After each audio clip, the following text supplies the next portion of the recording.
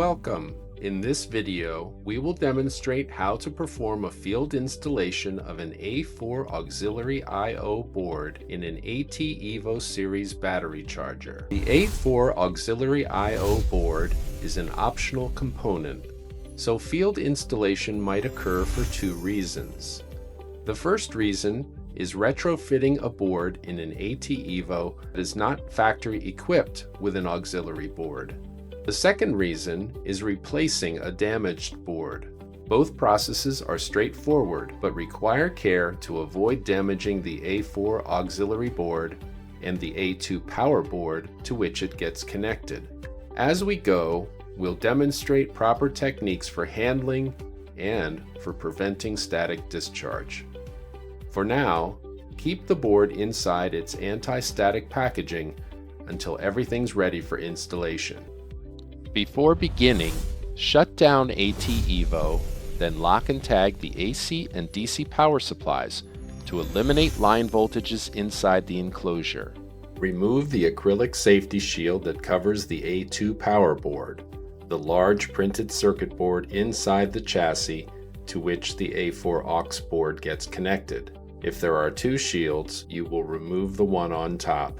While handling any printed circuit board, ground yourself with a wrist strap to ensure that static charge on your body cannot discharge and damage the board. It may be helpful to refer to Service Procedure JD 5025-50, along with the service instruction drawing appropriate to your model ATevo as you perform this task. These documents will help you to identify where the auxiliary board is placed within your model of ATevo. You can obtain these documents from our technical support team. Let's begin by showing how to remove an existing auxiliary board.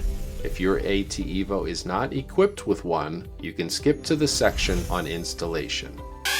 Wires connected to relay outputs, binary inputs, and analog inputs on the A4 auxiliary I/O board may still have wetting voltages or signal voltages present, so be careful not to touch any of these wires while they are connected to the terminals. Instead, if any wires are present on these terminals, pull the terminals out of their sockets, as you see us demonstrate in this example that has a wire connected to a relay output. Remove the aux board from where it is mounted. On the small wall-mounted ATevo with style 5054 enclosure, we remove the screws that mount the aux board to the left side of the rectifier and heatsink. Once all screws have been removed, pull the aux board header socket off the header pins on the A2 power board. For the floor-mounted ATevo with style 5070 enclosure, the aux board is mounted in the same way, so its removal is identical to that for ATevo with style 5054 enclosure. Other large floor-mounted ATevo chargers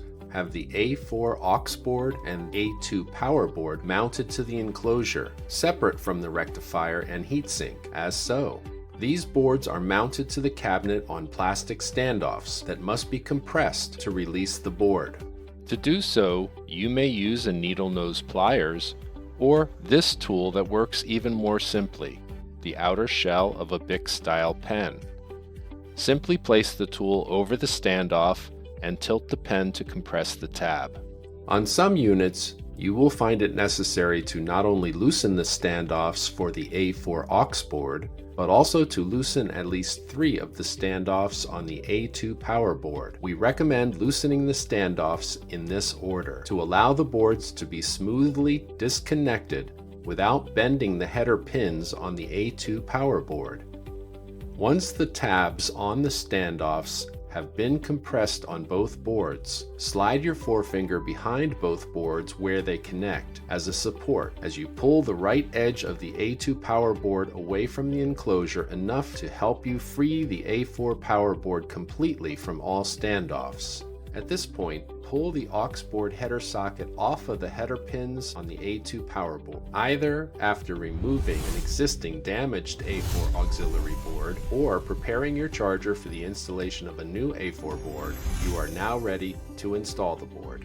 While wearing a properly grounded strap, remove the new replacement A1 board from its anti-static bag, holding it by its edges. Align the header socket at the bottom right of the A4 auxiliary I/O board with the header pins on the A2 power board. Push the aux board onto the header pins of the A2 power board. Align the mounting holes on the aux board with the screw holes for style 5054 or style 5070 ATevo. Then insert and tighten the screws. For the other large ATevo models, align the mounting holes on the aux board with the plastic standoffs. Then push the board securely onto the standoffs. If you removed any terminal from a relay output, binary input, or analog input from your old aux board because it was wired up to one of your devices, remove the corresponding terminal from the new aux board and insert your wired terminal in place. Check your work. Confirm that all connections are correct, secure, and tight. Replace the safety shield.